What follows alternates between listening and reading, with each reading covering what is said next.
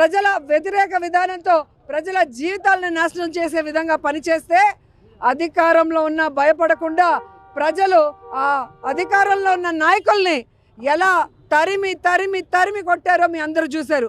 అదే ఆంధ్రప్రదేశ్లో కూడా జరగబోతుందని ఈ కూటమి ప్రభుత్వానికి తెలియజేసుకుంటున్నాను. ఎందుకంటే ఈరోజు ఆరోగ్యశ్రీ తీసేశారు. ఈరోజు హాస్పిటల్స్లో మందులు లేవు, డాక్టర్లు లేరు, పిహెచ్సిస్లో మందులు లేవు. మరి ఏ విధంగా పేదవాడు వైద్యం చేయించుకుంటాడు అని అడుగుతున్నాను. సో ఖచ్చితంగా ఈ ప్రభుత్వం మెడికల్ కాలేజీలని ప్రభుత్వమే పూర్తి చేయాలి, లేకపోతే వదిలిపెట్టేది లేదు. ఎంత దూరమైన పోరాటానికి రెడీగా ఉన్నాం.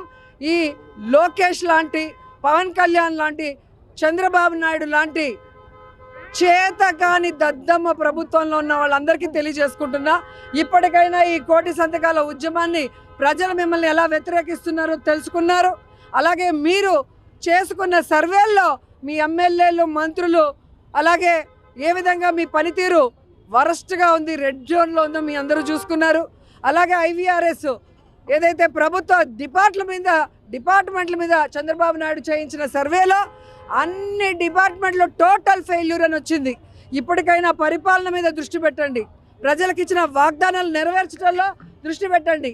జగన్మోహన్ రెడ్డి గారు కట్టిన ఆ యొక్క ప్రాజెక్ట్స్ ఏ ఉన్నాయో అవన్నీ కూడా పూర్తి చేసి ప్రజల మన్ననలు పొందండి. కానీ ప్రజా వ్యతిరేక విధానంతో వెళ్తే మిమ్మల్ని కూకటి వేళ్లతో అందుకే వాళ్ళ పరిస్థితి ఎలా ఉందో మీరు చూస్తున్నారు. వాళ్ళు రప్పరప్ప అంటే మొన్నే కుర్చీ మరత పెట్టాం. 29 ఎన్నికలు వచ్చే కదా, సినిమాలో ఎండ్ కార్డు ఉంటుంది కదా, అలా వాళ్ళ పరిస్థితి ఉంటుంది. అంతేగాని ఏదో భయపడతాం, ఏదో వెళ్ళిపోతాం అనుకుంటున్నారు. అరే భయ్, మీరు అధికారంలో ఉన్నప్పుడు ఏం పీకలేకపోయారు, ఇప్పుడు ఏం చేస్తారు రా భయ్? అప్పుడే మేము భయపడలేదు, ఇప్పుడు మీ మొహం చూసి మేము భయపడాలా? ఈరోజు ఆయన సైకో మాట్లాడాడు, ప్రెస్ మీట్ పెట్టాడు. దాంట్లో ఒక మాట అన్నాడు, అది చాలా బాధ కలిగింది. పరకా మనీలో ఒక వ్యక్తి డబ్బులు తీసేసుకున్నాడని అందరు తెలిసిన విషయమే. ఆ వ్యక్తి సుమారుగా 50 కోట్ల రూపాయలు ఆస్తి సంపాదించాడు. 50 కోట్ల రూపాయలు. దేవుడి దగ్గర డబ్బులు తీసుకుంటే దొంగతనం చేస్తే చిన్న దొంగతనం అంట, చిన్న దొంగతనం అంట. ఆ సైకోకి చెప్తా, అయ్యా దేవుడే మిమ్మల్ని చూసుకుంటాడు స్వామి, మా అవసరం లేదు ఇక్కడ. ఇంకా అంటే ఎంత అన్యాయం చూడండి. దేవుడిని పట్టించుకోడు, ప్రజల్ని పట్టించుకోడు.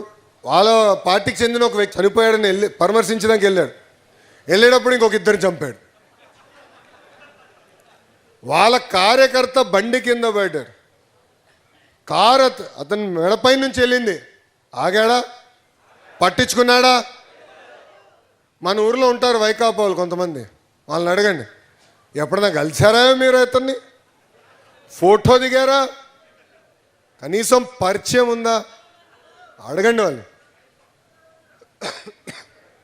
ఎందుకంటే అక్కడ కార్యకర్తలంటే గౌరవం ఉండదు. అందుకే రప్రప్ప బ్యాచ్కి చెప్తున్నా, భద్రం, బీ కేర్ఫుల్, ఇది ఎన్డీఏ ప్రభుత్వం, జాగ్రత్తగా ఉండండి. ఈ సభాముఖంగా వాళ్ళందరికీ నేను హెచ్చరిక జారీ చేస్తున్నా.